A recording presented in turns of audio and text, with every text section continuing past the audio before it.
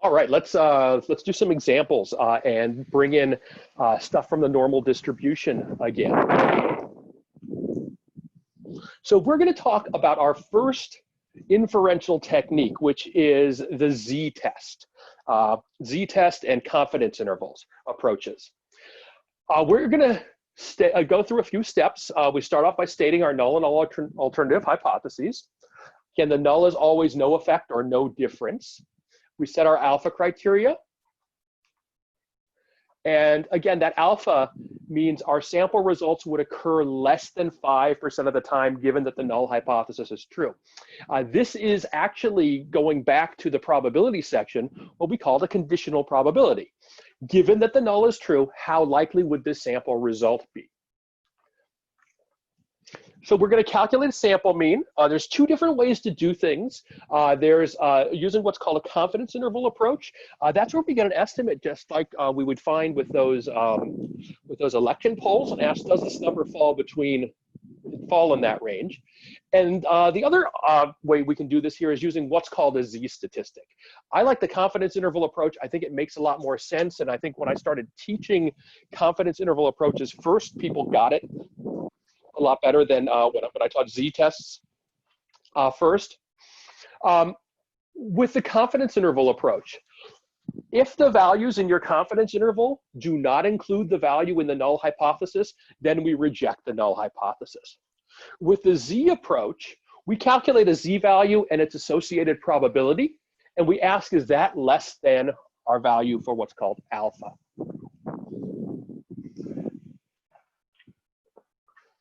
In both of these cases, we're asking the same question, whether our sample result would occur less than 5% of the time if the null hypothesis were true. It's just asking the questions in two different ways and using slightly different information, which all comes from the same place. We'll see that the information, both formulas are just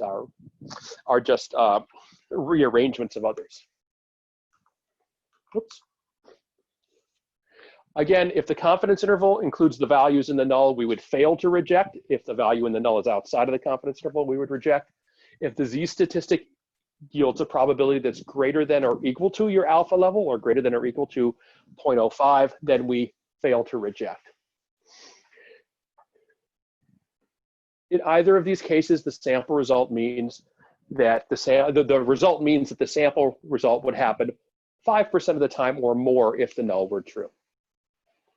Then the final step we'll talk about here, and I'll use this phrase a lot, is describe the results in plain English. A good conclusion is never simply, well, reject the null hypothesis. Here's an example. The Educational Testing Service, the people who administer the SAT, they report the critical reading section of the SAT to have a mean score of 496 with a standard deviation of 116.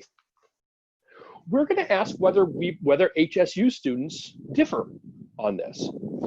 And the way that we did this was a relatively poor way, but we're going to ask 50 students to give us information from their SAT score and on the critical reading section. So that's going to be a sample of 50 students. And we're going to ask, okay, would our sample result occur less than 5% of the time if the null hypothesis were true, or would it occur more than 5% of the time? Now, note here, when I say, do HSU students differ, this could be in either direction. It could be scoring better, it could be scoring worse. So both directions. So putting some numbers here, the null hypothesis in plain English is that HSU students score about the same as the national average.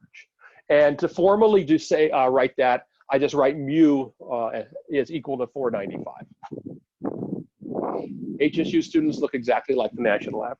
Alternative, HSU students score differently on the national average. Notice that this is differently in either direction, so it's just the unequal sign.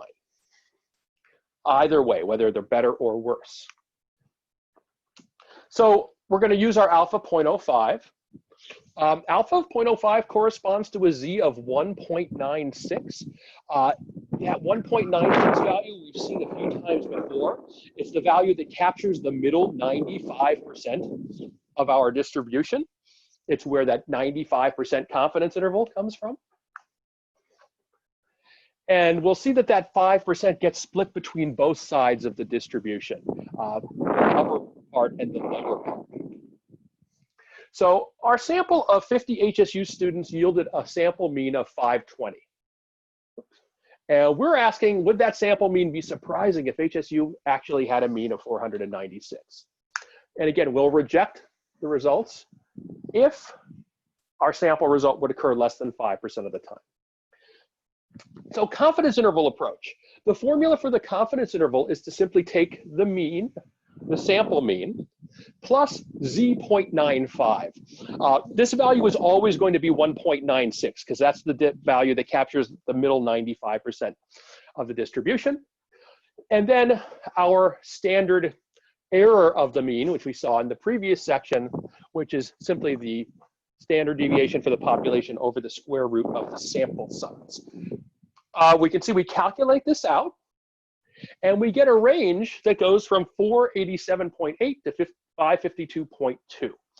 What this tells us is that for a sample that produced a mean of 520, this is what we would reasonably believe the population could look like, somewhere between 488 and 552. Now, we then take the value in the null hypothesis, 495, and we ask the question, does that value in the null hypothesis fall inside the confidence interval or does it fall outside? Well, that value falls inside the confidence interval, which means that it is a plausible value for our sample. So what that would tell us is that in this case, we would fail to reject the null hypothesis. We don't have any evidence that HSU students scored differently on this section. Another approach that you'll see, and it's equivalent, it does the same thing, but I don't like it as much because it provides less information, and that is using a Z statistic. So I calculate here a Z statistic, just like we did in previous sections, a Z value based on our sample mean and all of our information, and it gives me a Z of 1.52.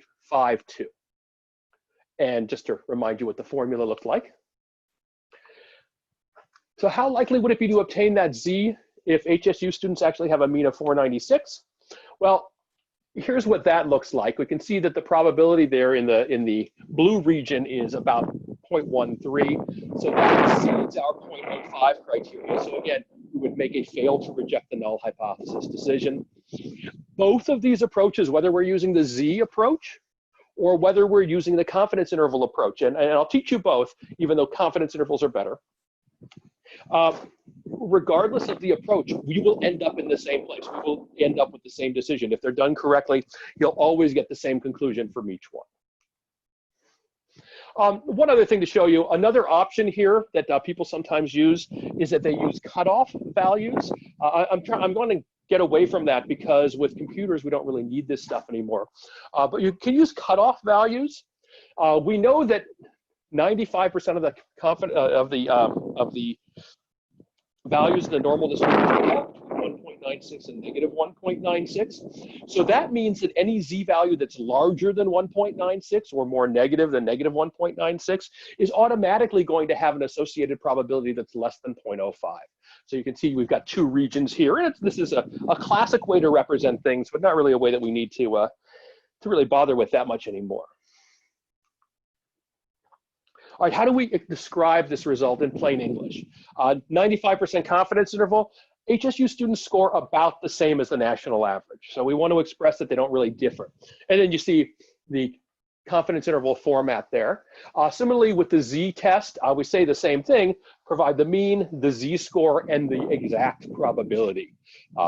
And that's probably the more common thing that you will see in research articles. I would, again, focus you more toward the confidence interval. You see the confidence interval gives us a lot more information. It tells us not only whether we can reject or fail to reject the null hypothesis, but what we could likely expect the population to look like, which is a really, really useful piece of information.